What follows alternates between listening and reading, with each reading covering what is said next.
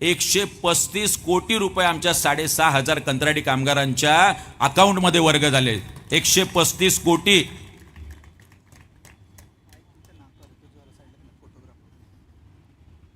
आज सायन पनवेल हायवे जो मृत्यूचा सापळा झाला होता, आम्ही आंदोलन केलं आणि 40 कोटी रुपये आम्ही मंजूर करून घेतले. विष्णुदास भावे नाट्य अशी शेकडो कामं सांगता येईल. 14,500 सिडको सोडतधारक. डॉक्टर तुम्हीच घेऊन आला होतात विषय. म्हाडामध्ये स्टॅम्प ड्युटी त्यांना 1,000 रुपये, पंतप्रधान आवास योजनेतली जी काय EWHची LIGची घर आहे. आमच्याकडे 6-6%. आम्ही आंदोलन केलं, 150 कोटी रुपये वाचून दिलेत गोरगरिबांचे. अहो टोटल आकडा जरी मारला तरी आम्ही नवी मुंबईकरांचे 800 ते 1000 कोटी रुपये वाचवलेत. 800 ते 1000 कोटी. यांनी काय केलं? द्या ना प्रगती पुस्तक. संदीप नाईक म्हणतात मी 10 वर्षाचा बेलापूर विधानसभेतला बॅकलॉग भरण्यासाठी निवडणुकीला उभा आहे. अहो पण ऐरोली विधानसभेतला बॅकलॉग कोण भरणार मग, ज्याचा खड्डा तुम्ही पाडून ठेवलाय? तिथे 10 वर्षात काय झालं? काय दिग्याची परिस्थिती? तुम्ही ऐरोली विधानसभेत आमदार होतात. माझा सवाल आहे संदीप नाईकांना, काय रबाळीची परिस्थिती आहे? आमचे निलेश बाणकिले ऐरोली विधानसभेचे आमचे उमेदवार आहेत. काय निलेशराव परिस्थिती आहे? आमचे विभाग अध्यक्ष आहेत, आमचे नितीन लष्कर आहेत. काय त्या घणसोलीची परिस्थिती आहे? काय त्या कोपरखरणीची परिस्थिती आहे? 10-10, 15-15 वर्ष ही माणसं आमदार असतात आणि यांना तुमच्या शिक्षण, आरोग्य, रोजगार. अहो साधा ST डेपो नाही आहे या नवी मुंबई शहरामध्ये. आम्ही गेल्यावर दाखवून दिला की 4 ते 5 एकरचा प्लॉट आहे. त्या प्लॉटवरती कुठला तरी कंत्राटदार आहे, त्याने पार्किंगच्या नावाखाली तो प्लॉट गिळंकृत केलाय. ST डेपोसाठी ST महामंडळाला प्लॉट मिळालाय.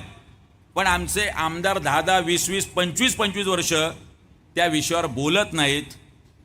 आम्हाला आमच्या आया बहिणी घेऊन, आमचे आई वडील घेऊन 60-70-80 वर्षाचे, आमची लहान मुलं घेऊन त्या वाशी प्लाझाच्या हायवेला उभं राहा, त्या नेहरू LPला उभं राहा, बेलापूरला उभं राहा. ऊन वारा पाऊस, कुठलाही शेड नाही, कुठलाही वॉशरूमची सुविधा नाही. का होत नाहीये ST डेपो? हे प्रश्न तुम्हाला सतावत नाहीत? अहो हे नवी मुंबईकरांचे प्रश्न तर सोडा. हे आमचे सविनय मात्र इथे आहेत. ज्या प्रकल्पग्रस्तांमधून हे नेते येतात त्या प्रकल्पग्रस्तांची घरं अजून नियमित झालेली आहेत. त्या प्रकल्पग्रस्तांना 12.5%चा मोबदला मिळाला नाही. त्यांचं विद्यावेतन बंद आहे. नवी मुंबईकर तुम्ही तर खूप लांब राहिलायत. तुम्ही तर शहरात जे आमचं गावठाण आहे त्याचे प्रश्न यांना सोडवता आले नाही. अहो तुमचे प्रश्न तर खूप लांब राहिलेत प्रकल्पग्रस्तांमधून येऊन. कारण तुमची मतं गृहीत धरतात, कारण तुम्ही प्रश्न विचारत नाही. तुम्ही या भूलथापांना बळी पडणार. आता वाटप सुरू आहे. काल परवा बेलापूरकरांचा विश्वास म्हणून एक व्हिडिओ व्हायरल झाला. बेलापूरकरांचा विश्वास रस्त्यावर पडलेला होता, कारण भाड्याने लोक आणतात आणि रॅल्या चालू आहेत. अहो इथं आम्ही साधं पाण्याची आणि वडापावची व्यवस्था करत नाही तरी सुद्धा हे मैदान खचाखच भरलेलं आहे. स्वतःहून आलेली पब्लिक आहे. कारण ही राजसाहेबांवर प्रेम करणारी माणसं आहेत. ही कडवट मराठी माणसं आहेत, ज्यांना वाटतं या नवी मुंबईमध्ये बदल झाला पाहिजे, ज्यांना वाटतं इथली शिक्षण, आरोग्य, रोजगार ही व्यवस्था सुधारली पाहिजे. 2-2, 3-3 लाख रुपये फी.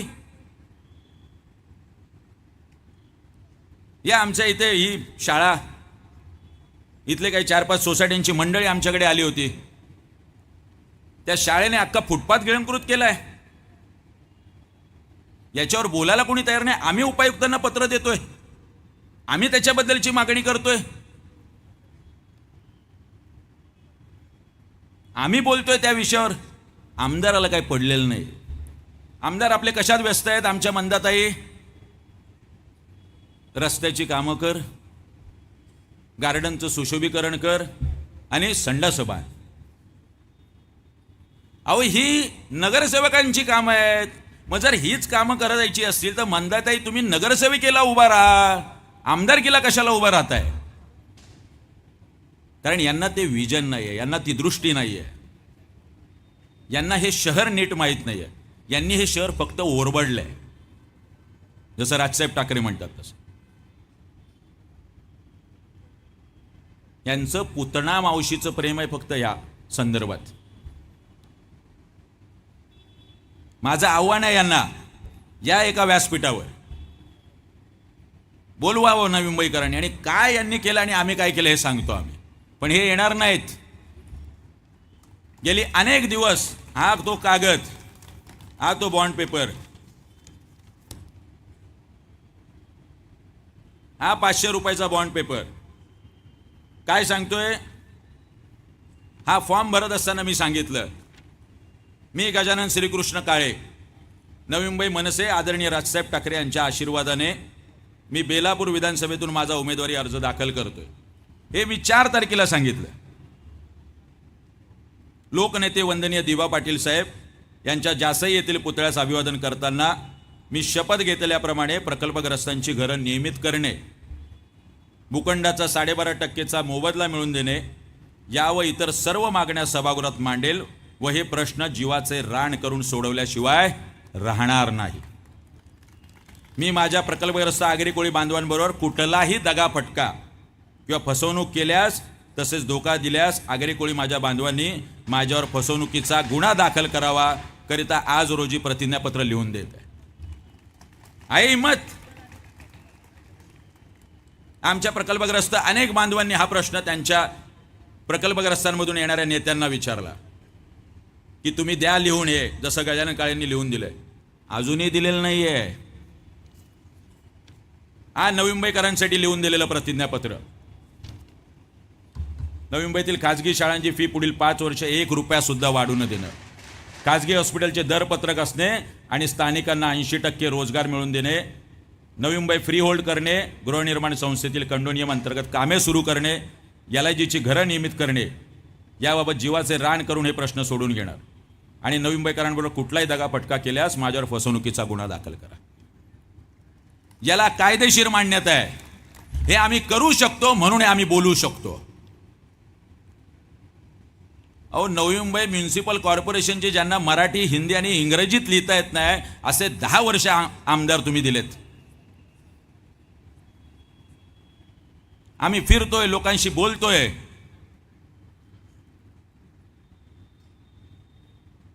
आज आई वडील नाही आहेत, अनेक ज्येष्ठ नागरिकांबरोबर बोलतो. आमचे बिरजे काका असतील किंवा इथे आलेले अनेक ज्येष्ठ नागरिक, त्यांच्यामध्ये आई वडील शोधणारा हा शेतकऱ्याचा आणि सर्वसामान्य कुटुंबातला मुलगा आहे. आज लढाई ह्या धनशक्ती विरोधात एक सर्वसामान्य कुटुंबातून आलेल्या मुलाची आहे. हे आता नवी मुंबईकरांनी ठरवायचं आहे की तुमचे आशीर्वाद मला मिळणार आहेत की नाही. 2 निवडणुका लढलोय, पराभूत झालोय, निवडणुकीत हारलोय, उमेद हारलेलो नाहीये. तुमच्याबद्दल काम करायची इच्छाशक्ती तेवढीच आहे. काम करत राहणार. सर्वसामान्य कुटुंबातून आलेल्या मुलाला जो संघर्ष असतो तो यांना घराणेशाहीतून आलेल्यांना काय कळणार हो. जातोय, बोलतोय लोकांशी. आम्हाला वाटतं की आमच्या ज्येष्ठ नागरिकांसाठी आम्ही कार्यक्रम घेतला पाहिजे, आम्ही एखादी हेल्पलाईन नंबर दिला पाहिजे. यांना नाही वाटत. आम्ही निवेदन देतो की नवी मुंबईला सर्व रेल्वे स्टेशनवरती आमच्या ज्येष्ठ नागरिक जे आहेत, जे आमचे आई वडील आहेत, त्यांच्यासाठी स्वयं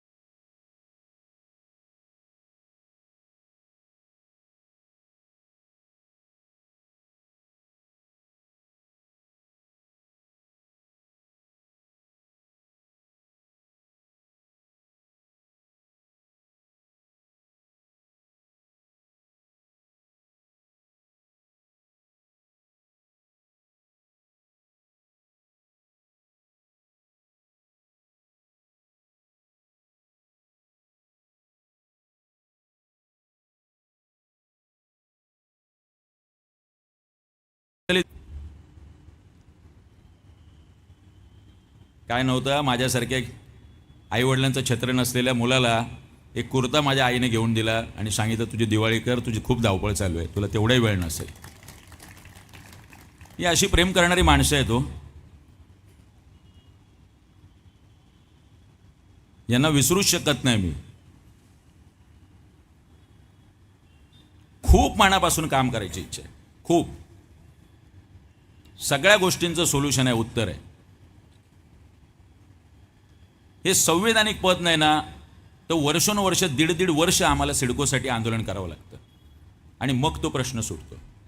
10 वर्ष माझा नेता आदरणीय राजसाहेब ठाकरे हे टोल नाके बंद करावे म्हणून करतो आणि आज तुम्ही बघितलं की वाशी, ऐरोली हे सगळे टोल नाके बंद झालेत. 100च्या वर केसेस असलेला माझा नेता आहे. एक संधी मागतोय तुमच्याकडे,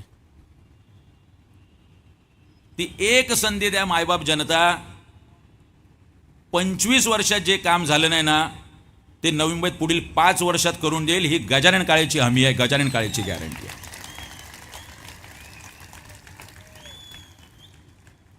तुमच्या शाळेची फी पुढील 5 नाही 10 वर्ष वाढणार नाही. जर यांचं गव्हर्नमेंट ऑडिट मी लावलं तर 1 रुपया सुद्धा फी वाढू देणार नाही पुढच्या 5-10 वर्षात.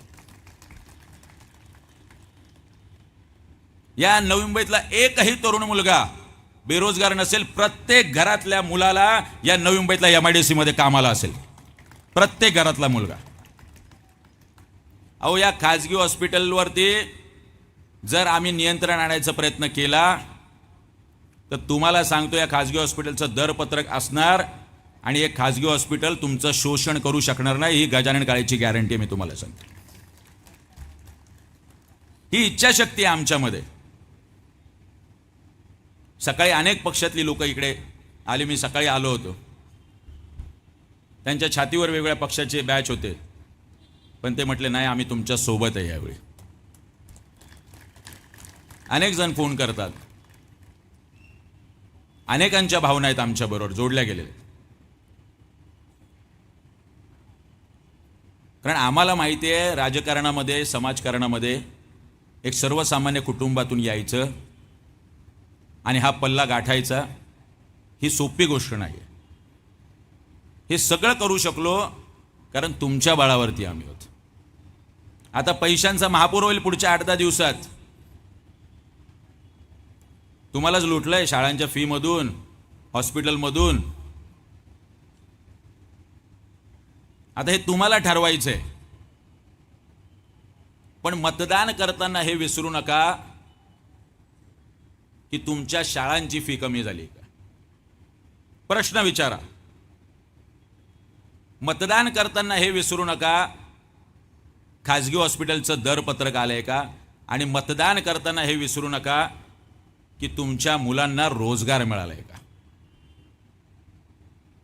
हे प्रश्न जोपर्यंत तुम्ही विचारत नाही तोपर्यंत हे येणार, पैसे वाटणार.